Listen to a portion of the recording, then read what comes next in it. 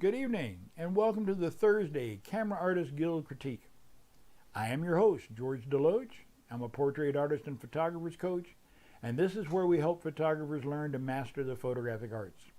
Here we do critique. This is where you send your images in, and a second set of eyes takes a look at those images and tries to help you find ways that you can improve the quality of your work. Regardless of whether you're just beginning your love affair with photography or whether you've been like me in love with it for 50 years, there's always room to find new places to grow and develop. Let's get over to the broadcast and take a look at some of those images. Okay, stand by.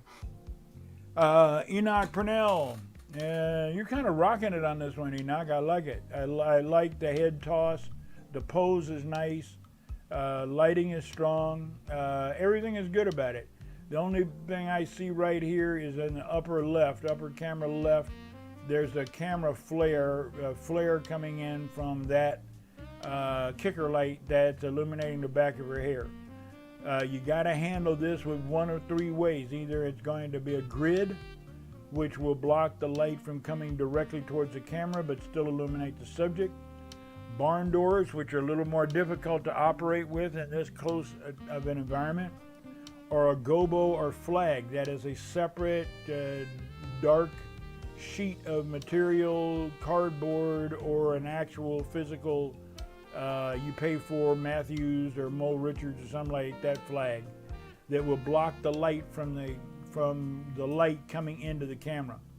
And that could be at different distances. It could be close, or it could be just close to the camera. You can bring that right up, that flag right up next to the camera, and you could use a V-flat for that matter, as long as it's not in the lens, where the lens is. Look through the camera. When you can't see the light, then that's a good distance to put it, and that will help that out immensely. And it's not that bad in this one here. It can flare. Whatever lens you're using didn't flare, so that's a good thing. Just keep that in mind. A gobo, a flag, or barn doors. 𝐦𝐤𝐤𝐤, interesting image. Lots of feel to it. One of the people made a comment about retouching the armpit area. I think that would help out a lot.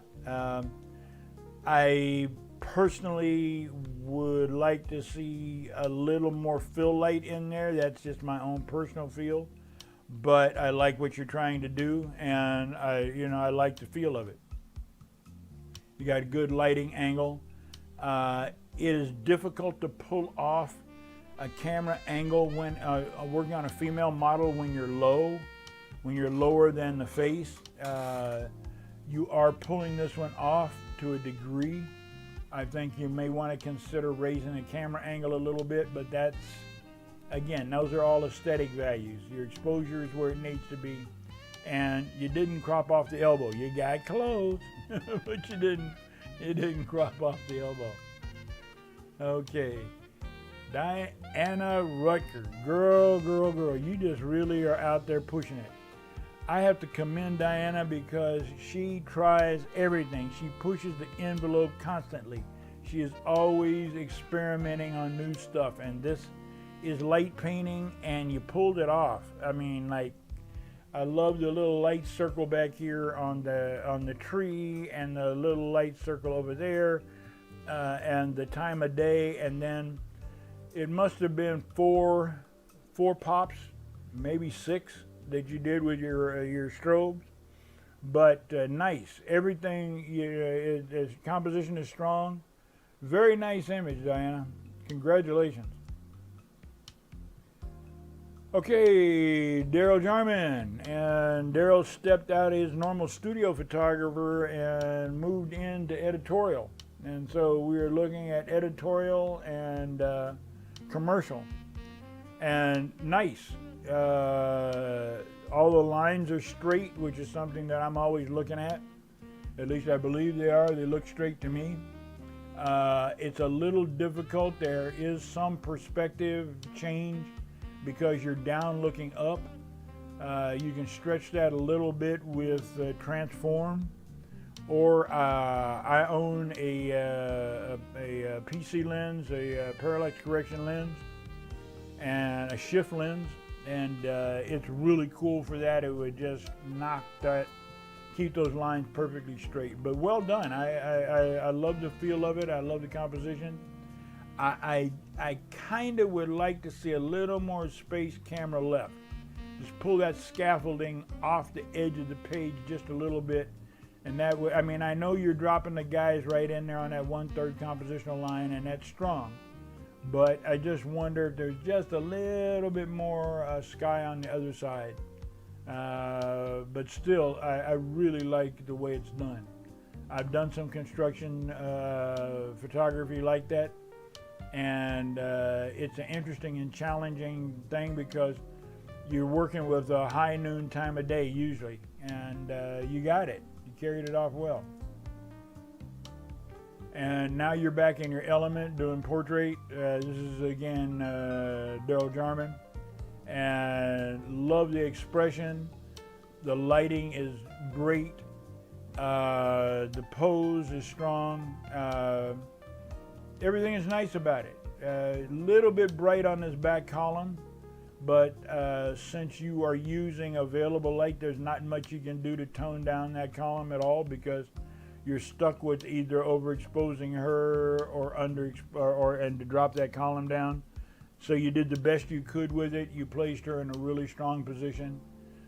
You did crop her through her kneecap, and you know, it'd been a little bit better if you could have dropped down and got the calf, got middle of calf.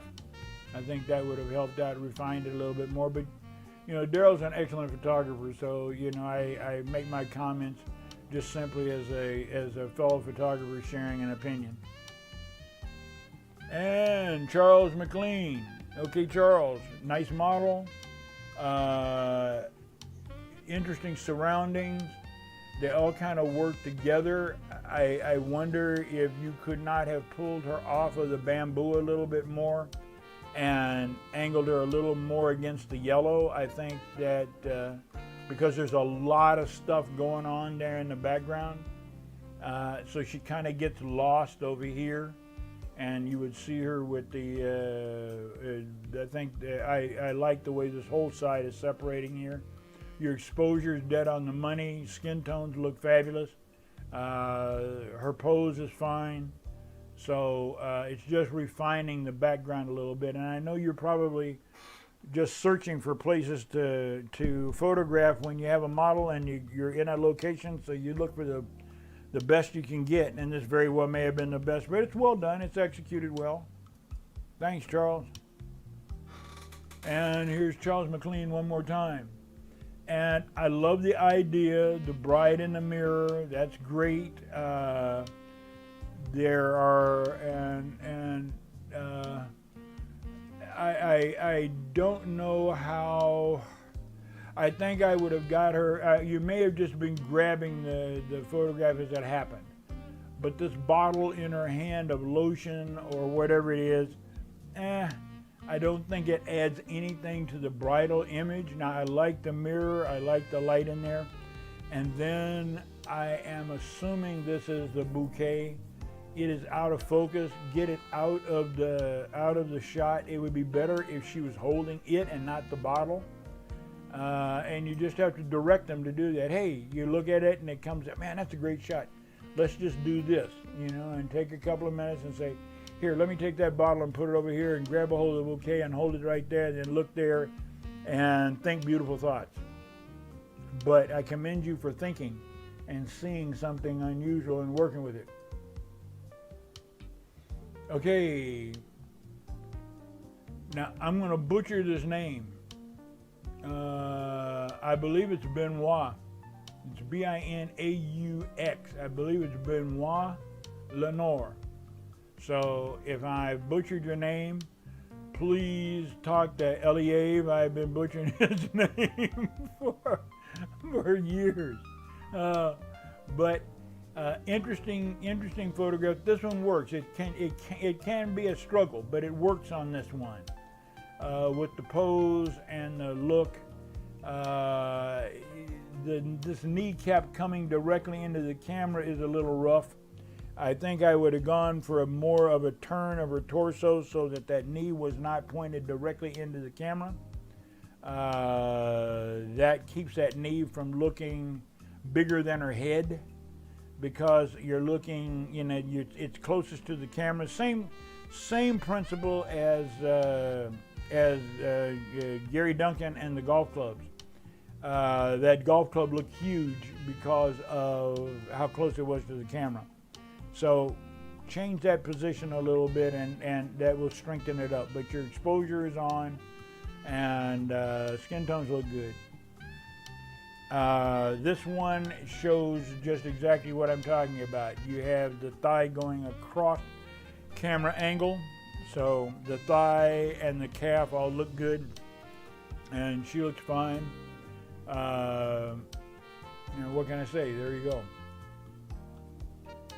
All right, Al Cabrera, and once again, Al, you're just like doing it, man. You got the lighting right on her, and it's got to be artificial light. You got to be throwing a light in there, a light source in there. You got the groom here in the back in the mirror, which is really a nice touch. She's exposed. She's got a great Rembrandt, loop to Rembrandt right on the borderline between the two, but a nice light pattern on her face. It's showing up very well in the mirror. The bouquet, the groom, the mirror or window, whatever it is, it's a mirror. Well done all the way around. The only thing I would say is I would like to see more of her body here. I would like to see her entire body rather than just a portion. I know that this is the portion of the photograph you're after, but I just think that it'd be really cool if we could see her and her shoulder and her train back here, and have it cropped a little lower so you're not nipping into the mirror, but bring it down a little bit lower. I think that that would have added quite a little bit to it, but man, you sure can bang out those exposures with available and artificial light. You got that wired. Congratulations. Okay, Willie Demetrius Richardson. For a available light, no artificial light added, this is about as good as you can do. The challenge here is that the model begins to disappear into the dark background. Her skin tones are fine, but her hair and head begin to disappear into the background. The other thing that I don't think is helping, although I understand why you did it, is this rock or plant or whatever it is here in the foreground that's out of focus. I know that you were trying to demonstrate depth of field with the foreground, midground, and background, but because this is a blob that you don't know what it is, it's just a blob that's blocking her legs and taking up the lower third of the image, I don't think it adds anything to the image, so you can remove it. It literally takes her off at the kneecap. It amputates her at the knee. And you would want to you could maybe move the camera right a little bit and get the same shot without this in the scene. So take that into consideration, you know, whatever you decide to do, but, you know, just think about it. Okay, here we go. And again, same maker, Willie Demetrius Richardson. And here you've got the whole model in. Looks like she's changed outfits. It's an interesting environment, and you're working with it with available light. This is the best you could do. I would like to get some reflectors in there to get a little more light into her, but it has a nice feel to it, and yeah, it has a nice feel to it. I'd probably like to get a little more upper torso turned towards the camera, so that this shoulder and everything, this back shoulder up here, doesn't look quite as out of form. You can see the full form figure. Just have her rotate her shoulder forward or turn her torso a little more towards the camera. I think that'd help out a little bit, but still,